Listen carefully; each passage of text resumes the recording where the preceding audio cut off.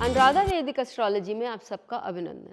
आज हम उत्तर भाद्र नक्षत्र और एक हैप्पी मैरिड लाइफ पर बात करेंगे, लेकिन उससे पहले आप सबका धन्यवाद कि आपने हमारे YouTube और Spotify चैनल्स को लाइक शेयर सब्सक्राइब किया और आपने वहां अपने सुझाव और अपने कमेंट्स लिखे।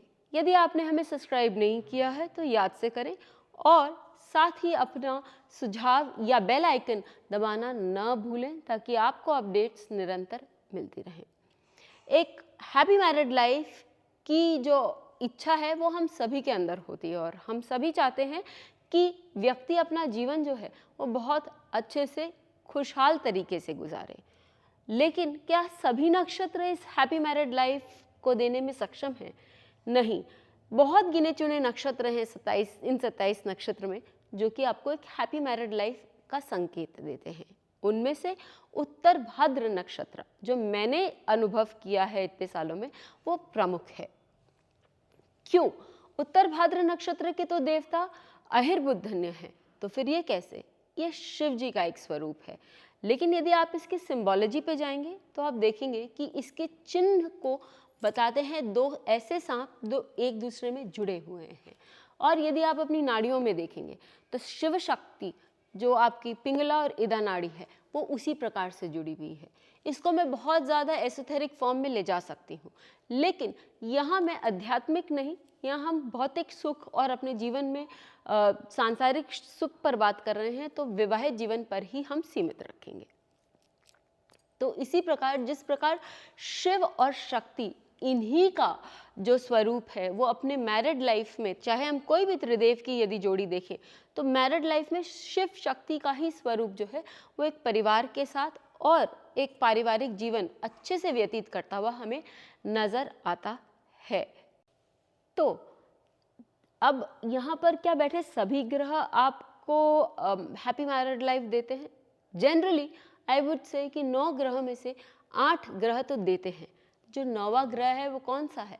वो राहु है। राहु हम जानते हैं कि हमें एक इंटेंस क्रेविंग की, एक बहुत डीप सीटेड लालसा जिसको हम कहेंगे, व्यक्ति की चाह है कि हाँ मैं ये काम करूं। जिस नक्षत्र में राहु होता है वो हमें वो चाह दिखाता है। इस नक्षत्र में व्यक्ति की चाह होती है कि मुझे बहुत अच्छा वैवाहिक जीवन मिले, मैं अपने विवाह में बहुत सुख प्राप्त करूं। लेकिन राहु इस लाइफ टाइम में शायद वो एनर्जी आपको डिलीवर नहीं करता, या वो चाहता है कि आप खुद एक बहुत सक्षम पार्टनर बने। तो उसके लिए हमें क्या करना चाहिए वो तो आप उस नक्षत्र के बारे में ज़्यादा जानकारी लेंगे तो आपको मालूम पड़ेगा। लेकिन बाकी 8 ग्रहों के बारे में भी बात करते हैं। जब हम सूर्य की बात करते हैं तो सूर्य हमें क्या बताता है? सूर्य बताता है कि जब व्यक्ति का विवाह होता है तो विवाह के बाद उस समय से व्यक्ति जो है वो जीवन में धीरे धीरे तरक्की करने लगता है, उसको एक उच्च पद प्राप्त होता है और वो बहुत अच्छे ढंग से जीवन में अपने आप को एक अच्छे स्तर पर पाता है अपने वैवाहिक जीवन के बाद। चंद्रमा जो आपके मानस को बताता है या आपकी इच्छाओं को बताता है या आपकी भावनाओं को बताता है। तो आपकी इच्छा भी होती है कि हाँ मैं एक अच्छा जीवन व्यतीत करूं, साथ में आपकी भावना भी आपके स्पाउस के प्रति, चाहे आपके हस्बैंड हो या वाइफ हो, उनके प्रति बहुत प्राकृतिक रूप से ही उस तरफ चलती जाती है और आप अपने स्पाउस के साथ एक अच्छा जीवन व्यतीत करने में सक्षम होते हैं। जब हम मंगल की बात करते हैं, मंगल क्या बताता है? मंगल बताता है कि वो पैशन, वो आकर्षक या वो चुंबकीय आकर्षण जिसको हम कहते हैं, मैग्नेटिक अट्रैक्शन, वो एक दूसरे में के लिए आपको होता है और इसके कारण जो शुरुआत के वर्ष हैं वो आपको एक बेस देते हैं जिस पर आप एक सुखी जीवन व्यतीत करना सीखें। बुध इस नक्षत्र के बीच में ही नीच के होते हैं, तो ऑब्वियसली वो कहीं ना कहीं आपको प्रॉब्लम तो दिखाएंगे, क्योंकि नीच का कोई भी ग्रह है वो अपनी कला तो बताता ही है। लेकिन यहाँ बुध इस नक्षत्र में विद्यमान है तो वो आपको एक हैप्पी मैरिड लाइफ भी देंगे। लेकिन किस प्रकार की हैप्पी मैरिड लाइफ? आप अपने स्पाउस को अपना फ्रेंड समझेंगे, आप उनके साथ एक मजाक वाला रिलेशनशिप बेस करेंगे जो कि आगे चलकर आपको बहुत ही सुख देगा या आपको एक अटूट फ्रेंडली रिलेशन में बांधता है। लेकिन उसका फ्लिप साइड यानी ये जो बुध नीच का है वो क्या बताता है? वो बताता है, क्योंकि इसको कुमार भी कहते हैं, तो आपको कुमारों से अर्थात आपके जो मैरिज में बच्चे हैं उनसे प्रॉब्लम आने की पूरी पूरी संभावना है। अब हम बात करते हैं बुध गुरु की। जब गुरु इस नक्षत्र में बैठे हैं तो वो स्वग्रही भी हैं और साथ ही शनि के नक्षत्र में विंशोत्तरी दशा के अनुसार। गुरु हम जानते हैं कि उनका काम क्या है? उनका काम है व्यक्ति को समझाना, क्योंकि वो आपके गुरु हैं तो वो आपको समझाते हैं, आपको अच्छी काउंसलिंग करते हैं, वो आपका मार्गदर्शन करते हैं।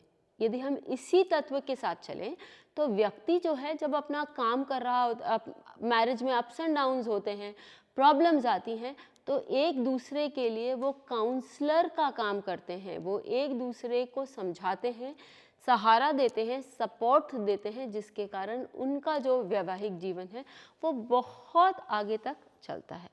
शनि आपको अपने ड्यूटीज बताता है और साथ ही इस मैरिड लाइफ को भी अच्छा लंबे अंतराल तक चलाता है।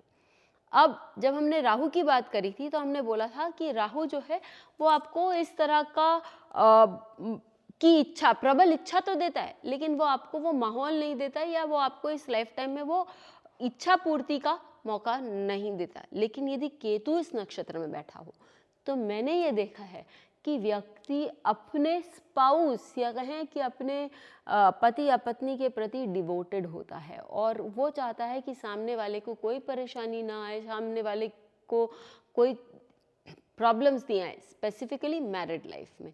तो ये सारी चीज़ें आप भी चार्ट्स पे लगाइए और बताइए कि आपको कैसा लगा।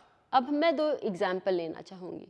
सबसे पहला एग्जाम्पल मैं अजय देवगन का लेती हूँ। अजय देवगन के लिए मीन राशि जो है वो नवम भाव आती है, यानी कि उनका जो लग्न है वो कर्क लग्न है। मीन राशि में उनका सूर्य, उनका वक्री शुक्र और राहु और बुध बैठे हैं।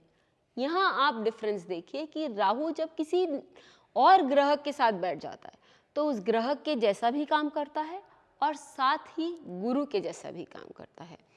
तो अब यहाँ राहु जो है यहाँ पर वो बुध के साथ, क्योंकि बुध भी इस नक्षत्र में बैठा है, तो बुध जो है वो 3rd लॉर्ड और 12th लॉर्ड है, वो यहाँ पर दोस्त के समान काम करेगा और साथ ही वो व्यक्ति को अपने स्पाउस से एक घनिष्ठ मित्रता की आस भी रखने को कहेगा और साथ ही वो शायद व्यक्ति को वो मिले जो कि आप काजोल और अजय देवगन के लाइफ में आपने देखा होगा। अब हम एक 69 ईयर ओल्ड मैरिड लाइफ के बारे में बात करते हैं। क्वीन एलिजाबेथ और उनके हस्बैंड प्रिंस फिलिप की।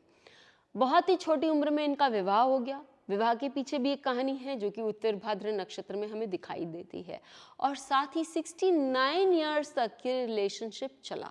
यहाँ इनका 7th और 10th लॉर्ड बुध इस नक्षत्र में चतुर्थ भाव में विद्यमान है, यानी कि कुंडली जो है वो धनु लग्न की है और चतुर्थ भाव में क्योंकि बुध यहाँ डेबिलिटेटेड है तो काम के कारण ऑब्वियसली हम देखते हैं कि सुख में कटौती तो आती ही है, लेकिन साथ ही हम ये भी देखेंगे कि उनका जो रिलेशनशिप था वो शुरू फ्रेंडशिप से हुआ था और बहुत ही स्ट्रॉन्ग फ्रेंडली रिलेशंस थे। जैसा मैंने आप लोगों को बताया कि ये डेबिलिटेटेड बुध ने उनको प्रॉब्लम्स दी, हाँ दी। बच्चों के कारण उनको जीवन में बहुत सी यातनाएं सहन करनी पड़ी।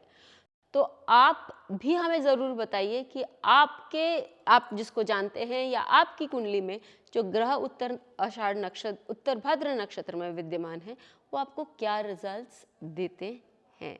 फिर मिलेंगे, तब तक के लिए धन्यवाद।